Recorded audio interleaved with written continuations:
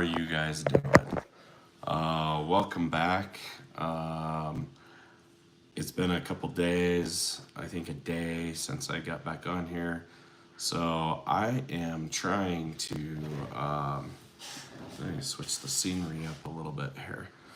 I'm not staring down the hallway or in the kitchen, but eventually I have more room, so we will expand from here. But anyways, I'm gonna set this up. Basically, let's see, get the volume going here properly. But anyways, welcome guys. This is day 18 of the book of Revelation. So let's see what we got going on. Hopefully for those of you on Rumble, I am optimistic that I actually have this screen layout properly set up. So I'm gonna check that out and see where are we at, make sure that my volume is not on, and it looks like it's working properly. So, how's your guys' weekend going? Anybody doing anything? But, okay, so normally it takes a little minute to get people in here, but I'm going to start with the devotional today. And I don't actually see it coming up on Rumble. I think it's got a little bit of a delay, but that's okay. So anyways, today the devotional is this, and whoever joined me, feel free if you want to add some dialogue down there. Looks like it's working. But devotional today is in chapter 7. John pauses between the opening of the 6th and 7th seals to answer the question, who is able to stand? John sees an angel with a signet ring coming to place a mark of protection on God's servants who are enduring all this hardship. This is really a pivotal moment because, again, what John hears, sorry, that's a little crooked. What John hears and what John sees are two different things. Just like the lion and the lamb in chapter 5, John hears in verse 4 about the number of those from the tribes of Israel. In parentheses, it says the Lamb's army, the 144,000.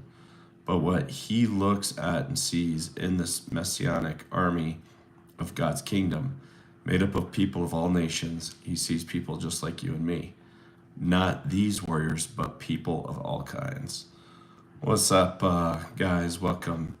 TSGS Gaming, how are you? Deborah, Sosa, Jay, Ahmed. Jay, who are you? You must know me. HRM, Steve86, appreciate the compliment, thank you. Every time I shave the beard, I really regret it, but Lily Zord, welcome from Brazil. I'm in Colorado. Zafar, what is up, brother? What's the topic on here? Topic today is the book of Revelation. Have you studied it? And I can't pronounce your name. Hi, I'm Maripol. Of course, I don't know English very well. Where is the war? There's a couple wars going on right now. Brent, hey, how's it going? Banty in India. And Lily Zord, C. ¿Cómo estás? Loe, Kawa, hello, how's it going? We got a bunch of you guys going on. What's going on? Ahmed, I am sick, brother. I've been drinking all my tea and honey, and it's still not working. I was actually supposed to go dirt biking today, and it did not pan out. But it's all good. That's just sometimes how it goes, right? So, what about you? Am I okay? I'm just sick. Rayanne? Yeah, I'm run down right now. I'm from Colorado, Laue, if I'm pronouncing that right. Who do I like? Oh man, everybody asks me Palestine or Israel. I just don't like war. So I probably should get into that, and we should study that at some point just so we have some information. And then I could dig down on it. But in reality, I'm just completely anti-war, although sometimes I know it's necessary. But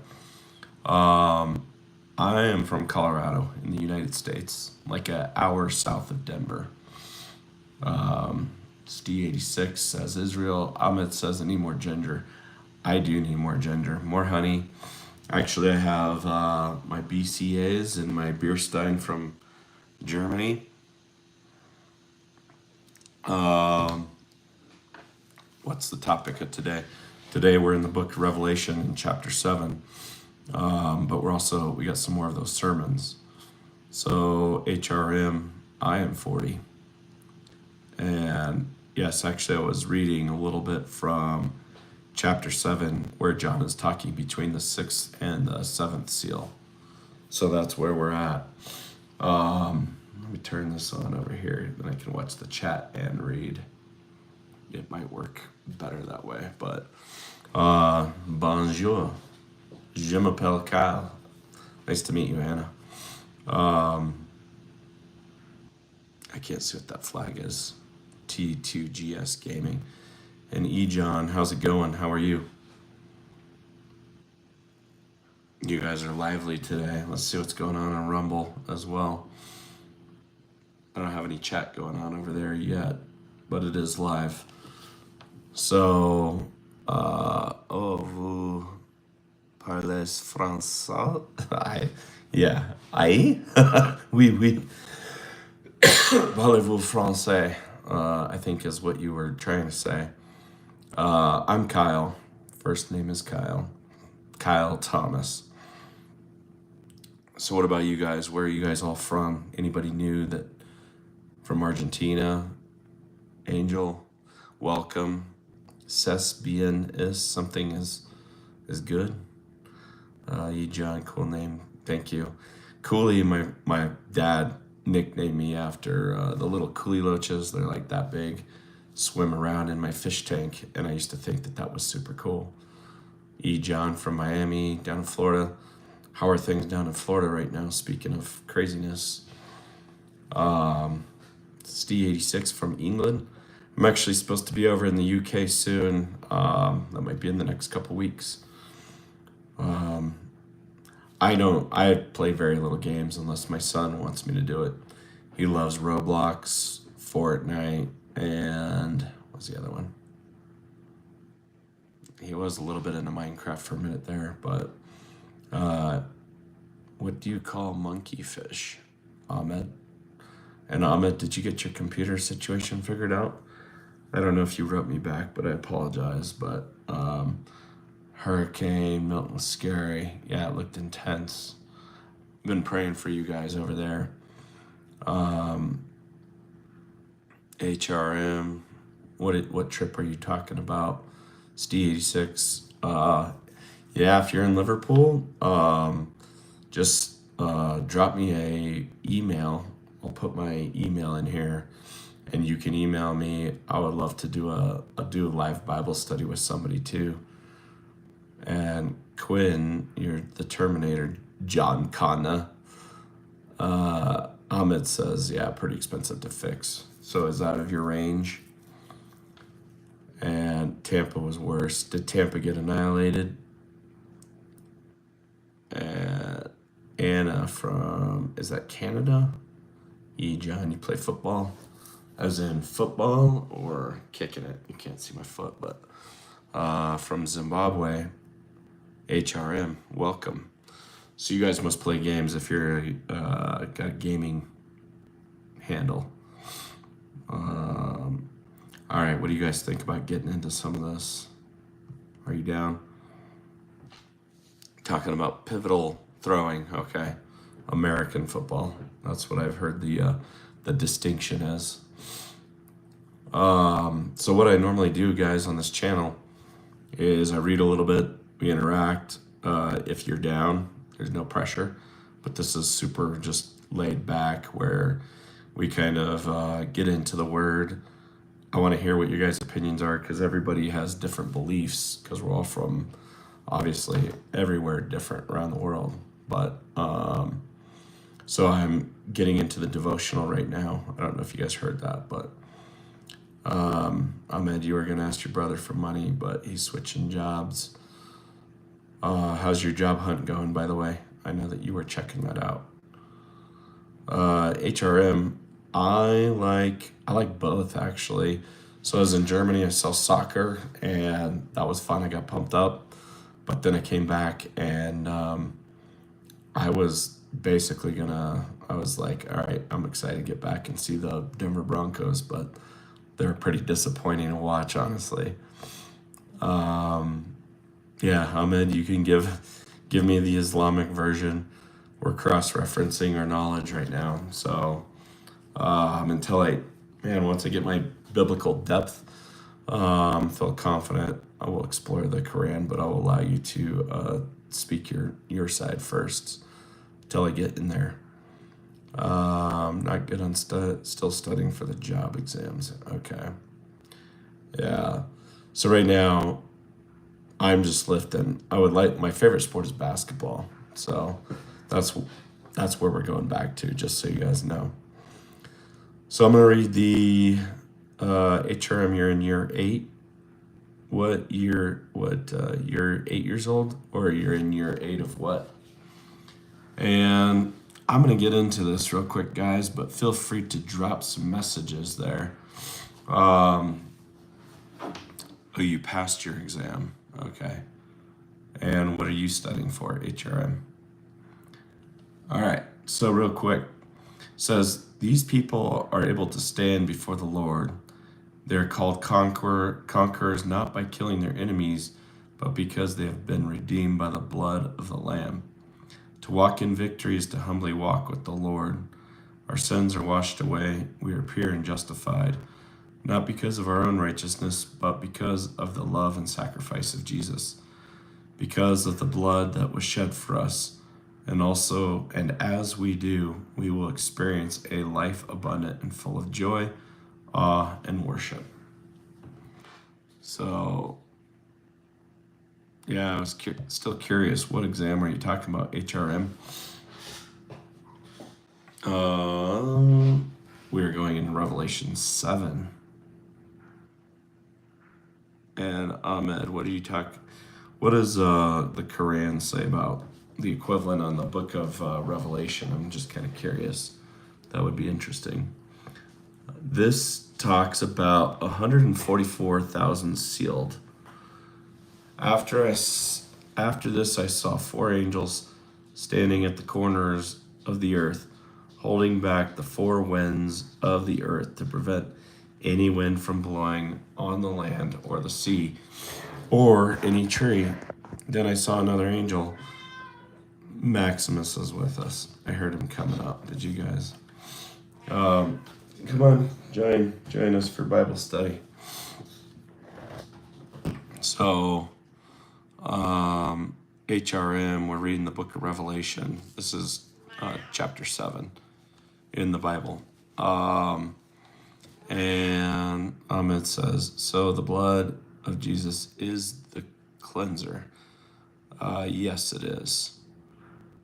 And Corbin says, Gato is hungry. Yeah, you would think so. He just wants to be petted. So after I saw 4 angels standing at 4 corners of the earth, holding back the 4 winds of the earth to prevent any wind from blowing on the land. Let me just get this over a little bit. On the land or on the sea or any tree. Then I saw another angel coming up from the east, having the seal of the living God. He called out in a loud voice to the 4 angels who had been given power to harm the land and the sea. Do not harm the land or the sea or the trees until we put a seal on the foreheads of the servants of our God. Then I heard the number of those who were sealed, 144,000 from all the tribes of Israel. So then it goes into the breakdown from the different tribes. So HRM, you're Muslim. Well, welcome to the channel. Ahmed, I believe you said that you are as well, right? And you too, enjoy your life. If you're welcome to hang out. Just because we have different beliefs doesn't mean we can't chat. So feel free to hang out if you would like. But verse 5 through 8, I'm going to just say that it says how many people from the tribes were sealed.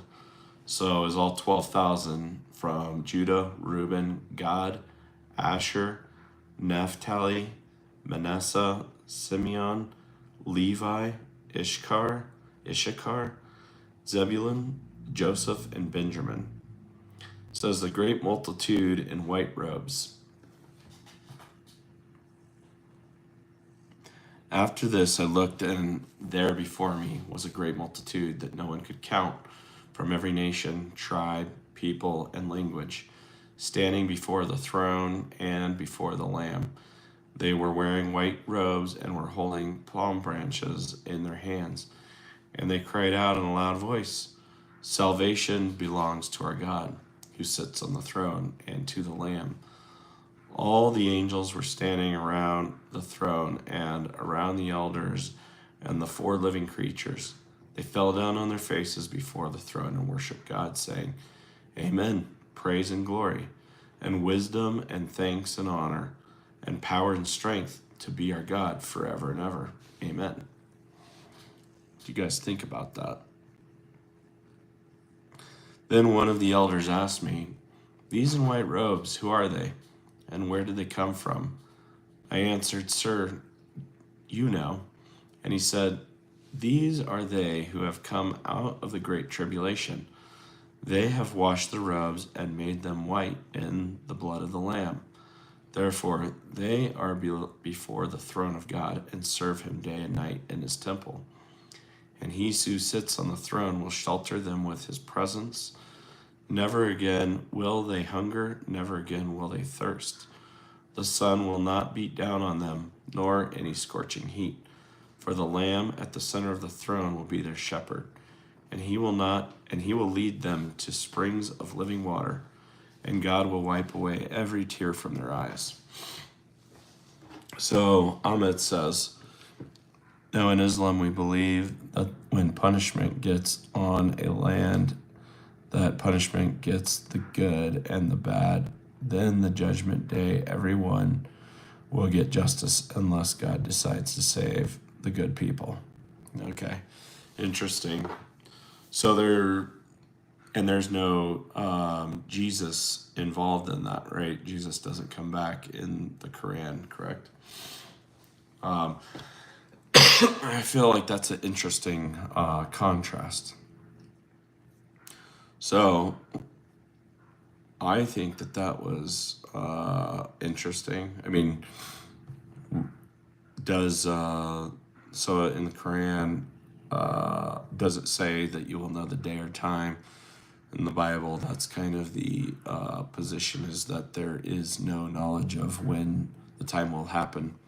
So the emphasis is just on preparing your heart and your mind and your soul. And in the Quran, Jesus didn't die, is still in heaven. Okay, interesting. So so he didn't die. Well, in Quran, Jesus didn't die. He's still in heaven. Okay, I was curious because he doesn't come back, but he was. I thought in the Quran he was known to be alive as like a prophet, maybe, but not a savior, right? So I'm gonna get into. Oh, he will come back. Okay.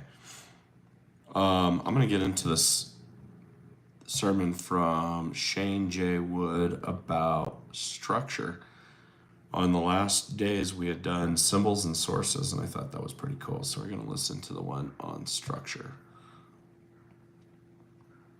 Exactly. No, a savior as well from the Antichrist. Okay. Yeah, and that's same in Christianity. All right, so let's check this lecture out. Morning.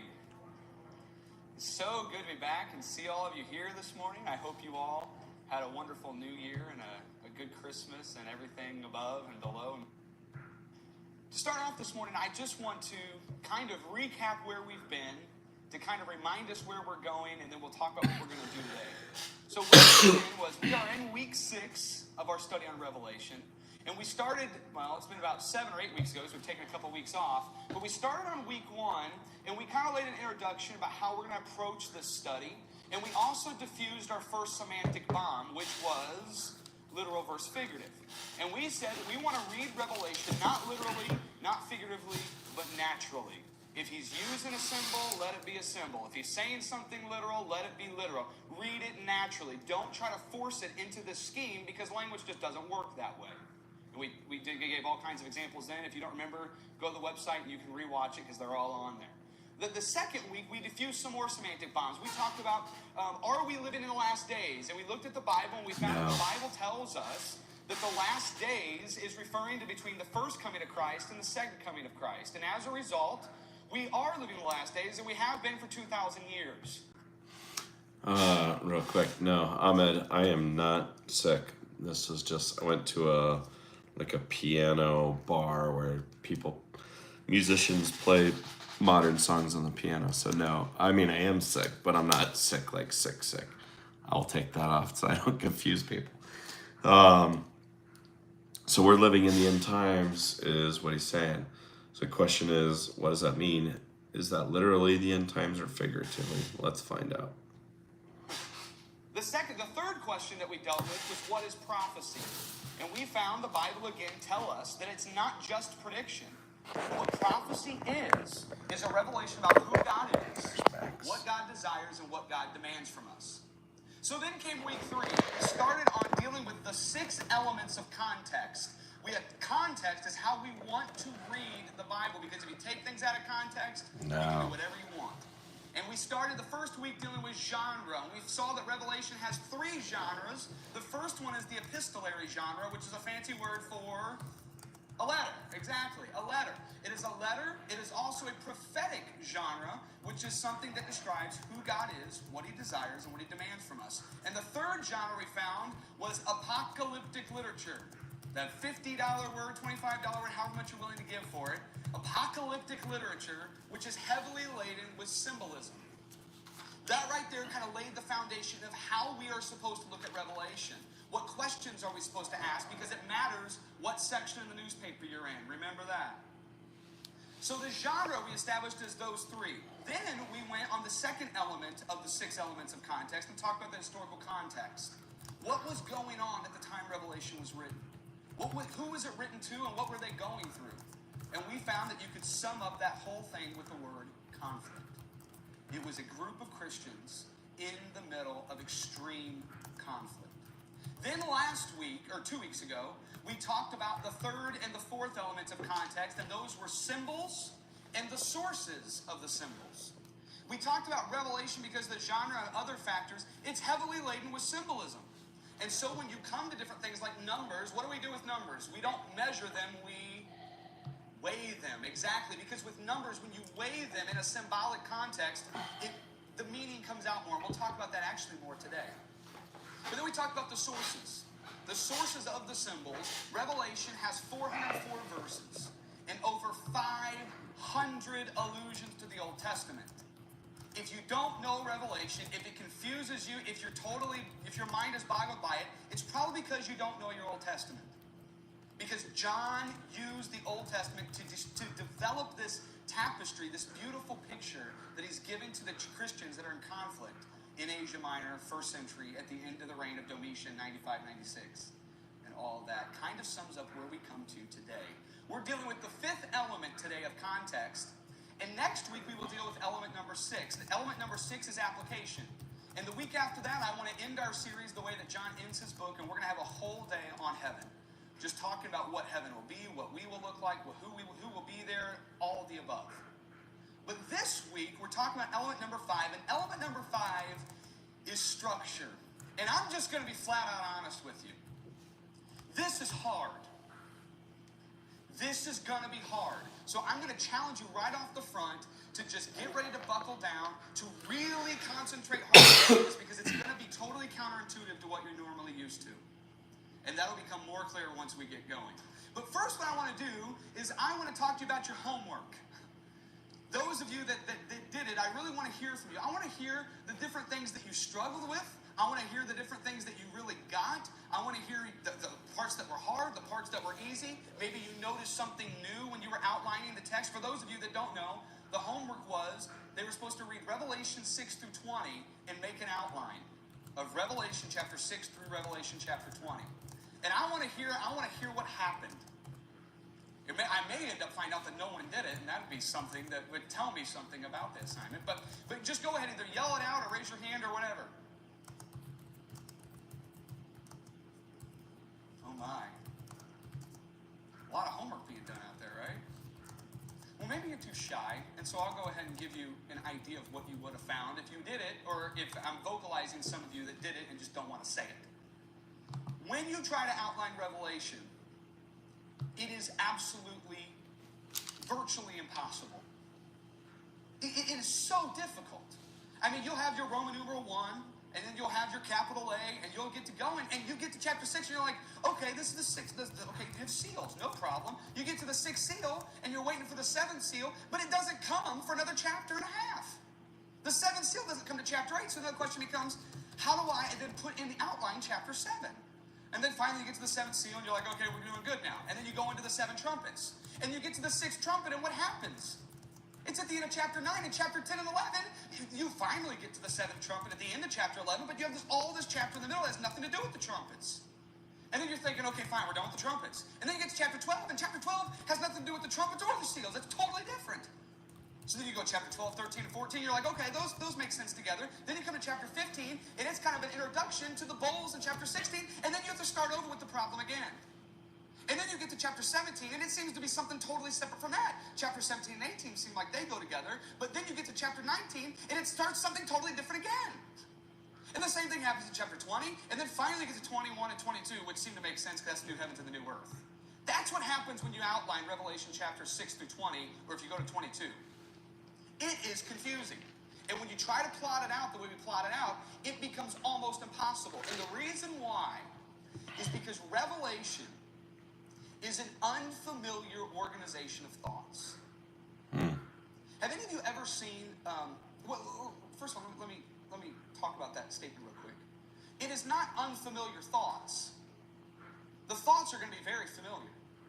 But it's an unfamiliar organization of those thoughts. The structure of it's weird. Have any of you ever seen the movie Memento? If you don't want to raise your hand, that's fine. I'll tell you. First of all, I'll tell you, I really wouldn't suggest go see it because number one, it's not necessarily edifying, and number two, it is weird. You start off the movie, and you're at the end of the movie. And you watch the ending of it, and then it backs up like 5 or 10 minutes, then you watch those 5 minutes, and then you watch the ending again, and then you go back another 5 minutes, then you watch all the way to the end, and you're back, and it does this throughout the whole movie, and finally by the end of the movie, you watch the last segment, and everything makes sense. But the whole time you're going through it, you're just going, what is going on? I don't understand what's going on. Frankly, for me, I fell asleep the first 2 times I tried to watch it, because I was so bored. Why? Because it was an unfamiliar organization of thoughts. That's not normally the way we do things. We don't usually start at the end. Have any of you ever seen the movie Crash? That movie's a disturbing movie. And it really will kick you in the face about prejudice and racism. It really will. But that movie is an unfamiliar organization of thoughts as well. Because you start off at an event, and it's at the end. It's a crash. And what happens is you start getting introduced to the characters, and then the story moves back.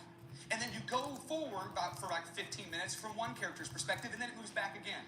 And you go from another perspective, another character, then it moves back again, and then another character, until all the characters finally merge, their stories merge at the event you very first saw, at the crash scene. And all of the character stories give this tension that challenge you specifically in the area of racism and prejudice. But it's kind of hard to follow at times. Why? Because that's not normal. It's an unfamiliar organization of thought. Are any of you obsessed or have watched maybe once the TV show Lost? I mean, I tell you what, I'm not a Lost guy. I don't watch it very much, or actually, I refuse to watch it because I don't want to get hooked on a show. I can't. I just don't have time to get hooked on another show. I have The Office is what I usually lean towards. That's enough show for me. Anyway, Lost is kind of like this. You have this event, this crash. this airplane crash, and you have like 50 characters. And throughout the series, you'll go back into the character before the crash scene, before the moment that everybody's gone together. And it'll kind of show their story of how they get to where they're at. And the whole story is about why are they there, how did they get there, what's the purpose of them being there. The point is, though, the show is lost. The reason why people like it or really don't like it is because it's an unfamiliar organization of thoughts. Revelation is an unfamiliar organization of thoughts. And if you go in thinking it's going to move one way and it's moving another way, it becomes very confusing. Now, why did John not just make it easy? You know? Why didn't he just make it so simple that everybody could get it? Well, he did. Let me explain. You are a Westerner. Does that shock anyone? You're an American, most of you. You're a Westerner, so when you come to literature, when you come to conversations, when you come to anything, you're going to think like a Westerner. And Westerners think linearly. We think in a line, straight progressing line. The event A moves to event B to C to D, on and on until the end. It moves linearly, in a line. And when we come to Revelation, we expect it to do the same thing. We expect it to be chronologically in order the way that we think. The problem is, John was not a Westerner. He was a Jew. And Jews don't think linearly like we do. They think cyclically.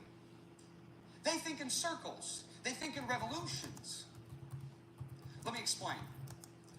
There is a Jewish, very, very popular Jewish practice. It's called a chiasm. And what it is, it's in literature. And what they'll do is their main point will be point D. It'll be right over here. It'll be point D. And what they'll do is they'll start at point A, and then they'll move to point B, move to point C, and then they finally get to their main point, point D. But that's only at the middle of the message. Then they will talk about point D from another angle. Then they'll talk about point C from another angle. Then they'll talk about point B from another angle. And then they'll start talking about point A from another angle. Why do they do that? Because watch this.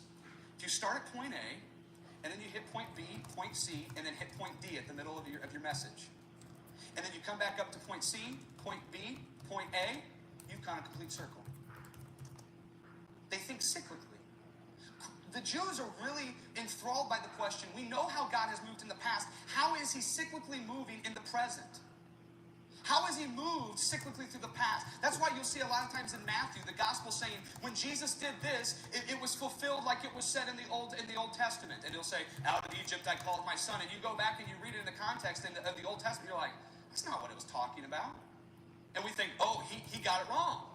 That prophecy really wasn't fulfilled out of Egypt in Jesus. You don't understand what Matthew's doing. He's thinking cyclically. He's saying what God did then, he's doing again now. Why? Because God's always moving through history. He's always moving through history, and you can tell because it looks a lot like. Revelation was not written by a Westerner moving linearly. It was written by a Jew moving cyclically. In literature, we call these two different perspectives by two different names. We call the Westerner linear way progression, chronological progression. That makes sense, right? Move from point A to point B. It really makes sense because that's what we think. We call this cyclical thinking, the Jews, recapitulation. Now, you thought apocalyptic literature was a $25 word. Well, this one's worth $50.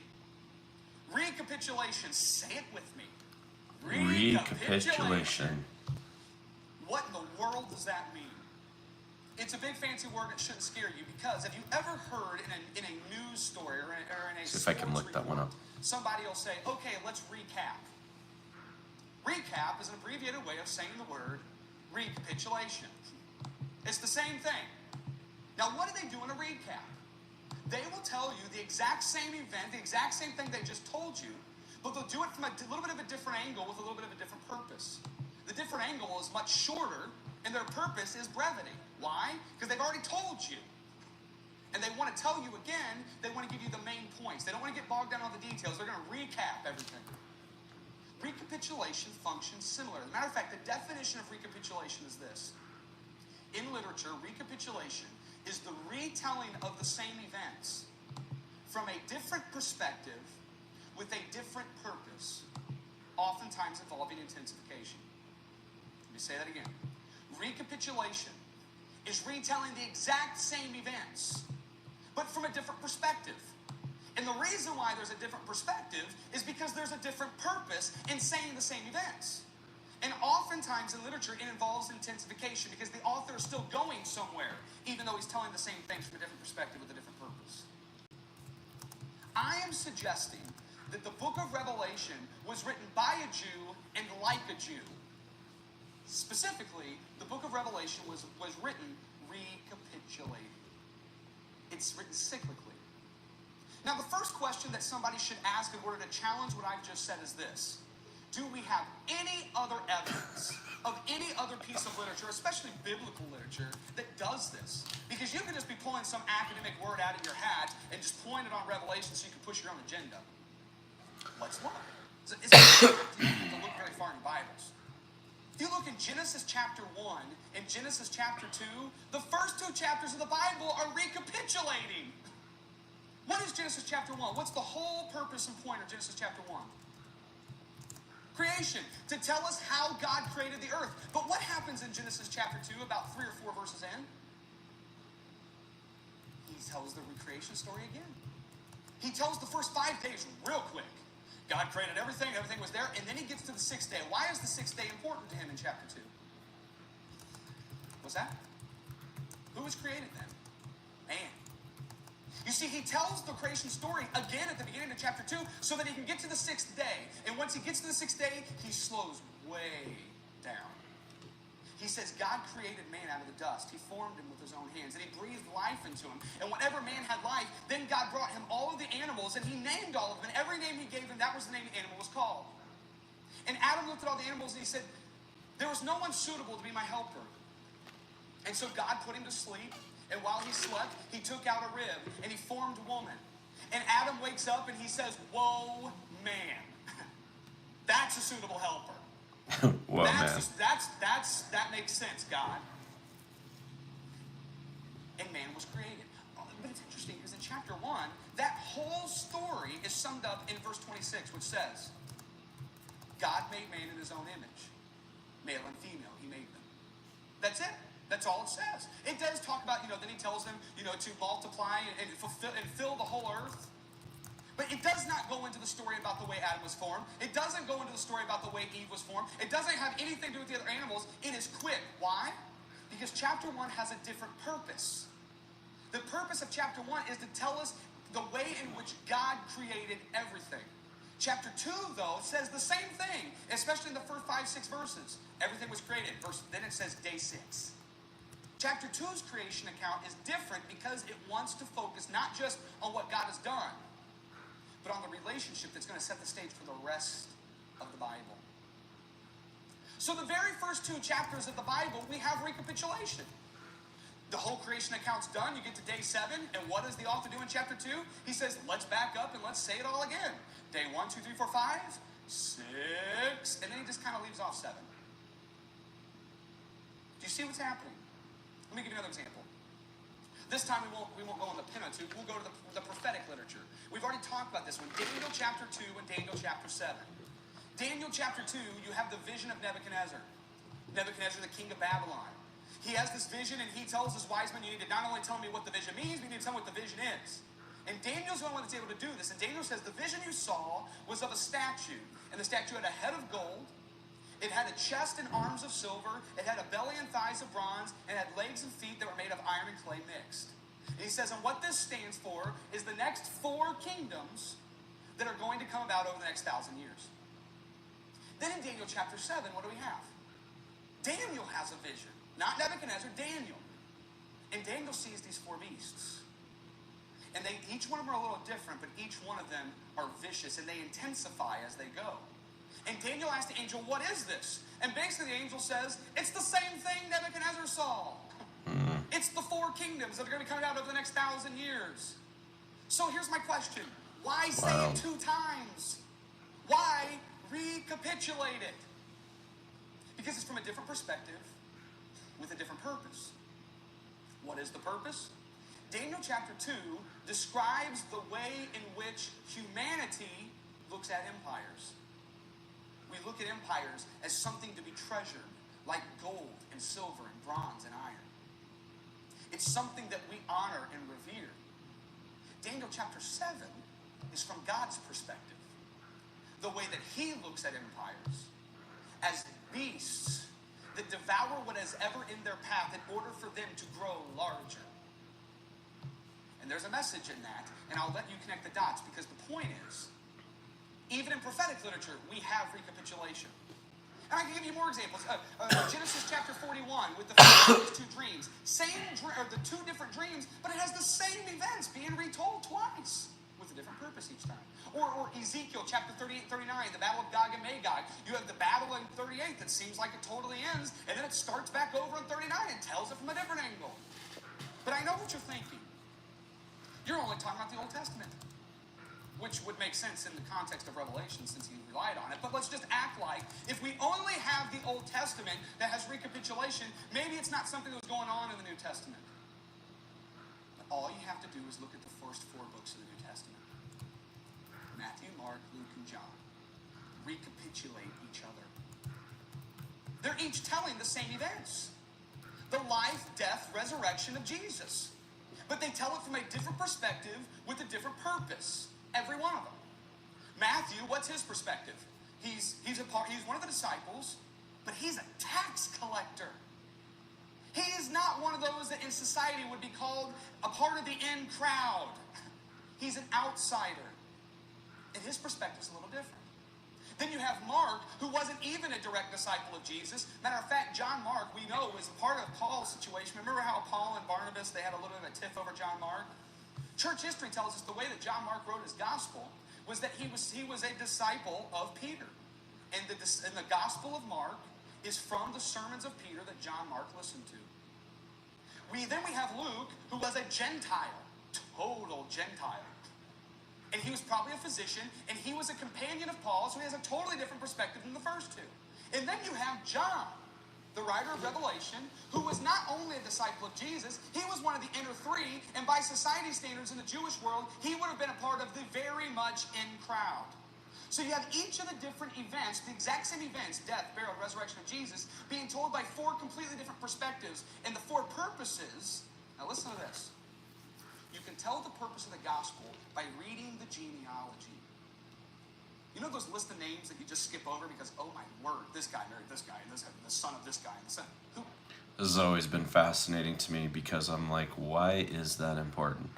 I know that there's a lot of importance, and I think that that adds a lot of relevance to everything else, but I'm excited to hear what he has to say right here. Cares. Oh, in the ancient world, they cared. If you read the genealogies, you can tell what the purpose of every one of the Gospels is. Let me tell you. The genealogy of Matthew goes back to whom? King David. The whole point of Matthew's Gospel is to show not just that Jesus is a king, but that he is the fulfillment of all that the Old Testament was looking for. The throne that reigns forever, the King David's throne. That's his whole point. And then you have Mark. Who does his genealogy go back to? That's a trick question. He doesn't have a genealogy. If you'd ask a person in the first century who doesn't have a genealogy or who doesn't care about genealogies, you know who they would say? Slaves. Servants. And Mark chapter 10 seems to ring in my ears. For the Son of Man did not come to be served, but to serve, and to give his life as a ransom for many. Mark's point is to show Jesus as a servant. And then you go to Luke, and where does his genealogy go back to? Adam. So what would his point be? Jesus is a man. Don't miss the fact that while his sacrifice is magnificent, he was really a man, Hebrews. He experienced all the trials and tribulations and temptations that you have experienced, and yet he was without sin. And then you have John. John's genealogy is one of the most beautiful things I think ever written. In the beginning was the Word. Right off the bat, if you hear the words in the beginning, what do you think of? It's interesting that the writer of the Gospel of John would go back to the Old Testament, right? You think of Revelation. In the beginning was the Word. The Word was with God. The Word was God. In the beginning was the Word. What is his genealogy go back to? He's saying Jesus is God. So you have four of the exact same events being told, life, death, and resurrection of Jesus, by four totally different people with four completely different purposes. Why? Because they are recapitulating. They are telling the same events from a different perspective with a different purpose. So yes, there is definitely biblical precedent for recapitulation. Why? Because we have a lot of Jews writing the books of our Bible. That's why. And they don't think linearly, they think cyclically. So how does this recapitulation reveal itself in the book of Revelation? It does it several different ways. We're only going to have time to go over a couple of them. But after you go over the couple of them, you'll see how this is emerging. First of all, I want us to look at the way in which in Revelation we come to the end of the world all the stinking time. We're at the end of the world all the time. And the very first time that we can see coming to the end of the world is in Revelation chapter 6. Revelation chapter 6, verse 12. Revelation chapter 6, verse 12 is the sixth seal. The sixth seal is about to be broken. And this is what it says. Verse 12. Who's the I here? John. John, watched as he, who is the he? The slain lamb of Revelation chapter 5. The one that is worthy to break open the scrolls. So John, watched as he, Jesus, the slain lamb, opened the sixth seal. There was a great earthquake. The sun turned black like sackcloth, made of goat hair. The whole moon turned blood red, and the stars in the sky fell to the earth as like figs dropped from a fig tree when shaken by a strong wind. Okay, now here's my question. If I take that literally, okay, what would happen if a star fell to the earth? Totally destroyed. Scientifically, there is no way around it. You want to know why? Our Earth has a diameter of 7,900 miles. Cut the Earth in half, straight across, the way you measure it, 7,900 miles. One of the average smallest stars, the average of the smallest star, is 88,000 miles diameter. Our sun has an 860,000 mile diameter. If one star, 88,000 miles diameter, fell to the earth, 7,900 miles diameter, and it's a big ball of fire, it's a big ball of gas, what's going to happen? We're in trouble. And what does this say? The stars in the sky fell to the earth. Stars, plural. Now, That's if I a lot. take that literally or figuratively, something cataclysmic is happening, and it kind of sounds like the end of the world. But let's just act like it's not, and let's keep reading. Verse 14, the sky receded like a scroll rolling up, and every mountain and island was removed from its place. Okay, Al Gore has a whole bunch of people in a tizzy about this global warming thing.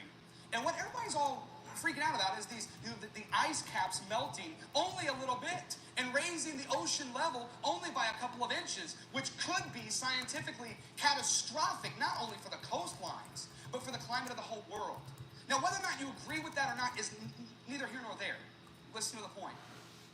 If people are freaking out about that, and all of the islands are going to be removed from the earth here, what's going to happen to the climate and the makeup of the earth? Let's not even talk about the stars that have already fallen. Let's just act like all of the islands move. How is that going to affect everything? What if we get rid of all the mountains too? See the problem? It doesn't sound like you're going to say, and tomorrow it'll be sunny and warm. It just doesn't seem that way. But let's keep reading. Let's act like it's not the end of the world and keep reading. Verse 15. Then the kings of the earth, now I'm going to do this, and I'm going to point out something. Every time I'm going to say a group of people, I'm going to put up a finger. The kings of the earth, the princes, the generals, the rich, the mighty, the slave, and every free man. How many are there?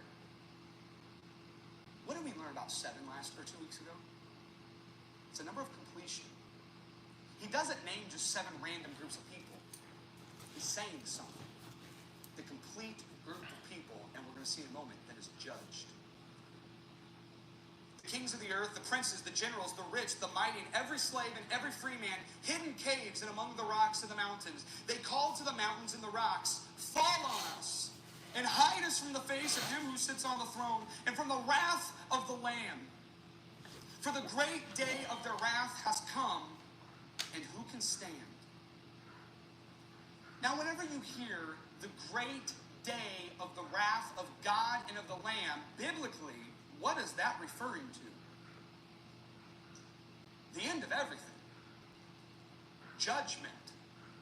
The great day of judgment has come, and the question is, who can stand? And we'll deal with the question later. The point of... So that's where I'm going to actually end, because we're about halfway through this right now. So I feel like that's actually pretty crazy, just because that is a sign of the times, right? With where we are at, right? So it talks about the, Ahmed, you're asking about the Lamb, and that is Jesus. So Jesus is referred to as the Lion and the Lamb. But he's portrayed in a way that's both extremely just kind and gentle, and then there's the ferocious side of the Lord as well. So you said, so Mary was a good girl, and this guy's just, if you're listening on Rumble, I guess you can probably see this in the comments over there, but it says, so Mary was a good girl that God chose her. He commanded her eggs to be a child.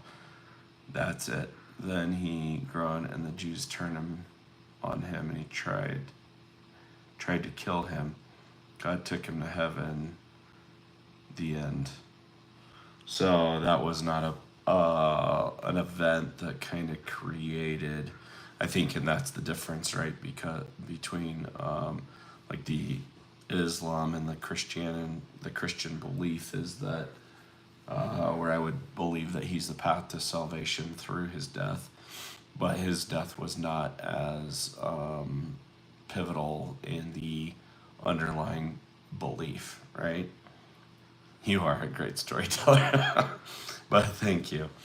So I just kind of I thought that was important, but I feel like at this point in time when we're reading through this portion in Revelation 6, it's so interesting because it's talking about the kings of the earth, the princes, the generals, the rich, the mighty, and everyone else, both slave and free, hid in caves and among the rocks of the mountains. And how many times do we hear about, like right now, the wealthy are building bunker houses like crazy, right? And if we believe that it's the end times, then we know that there's no hiding from it, right? But we know it's just like in the times of Noah, where I feel like this time has come, and you see the cycle where we are right at that same point. So it's hard to ignore. But Ahmed says, no, he didn't die. God just replaced him with a person.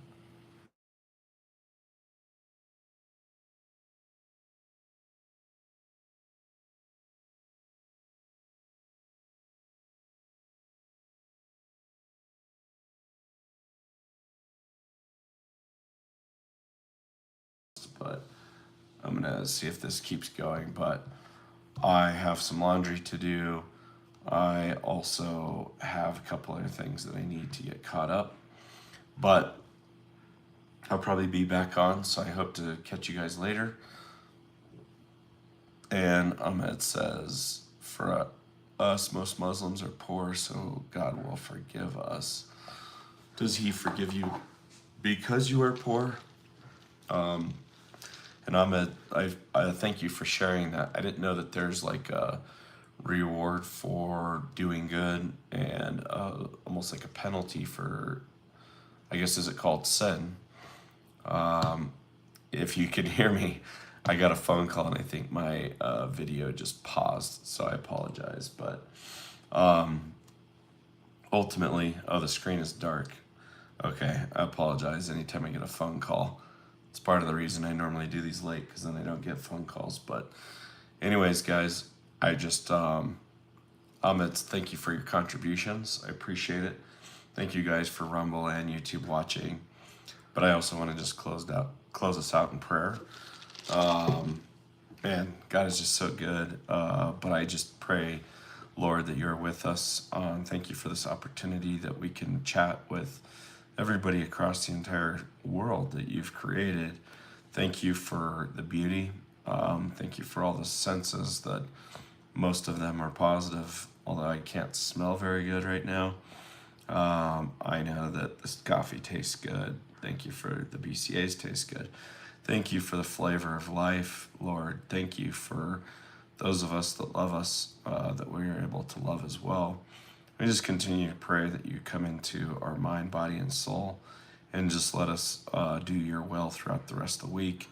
We know that this is not an easy task, but just that we can continue to live as close to your image as possible.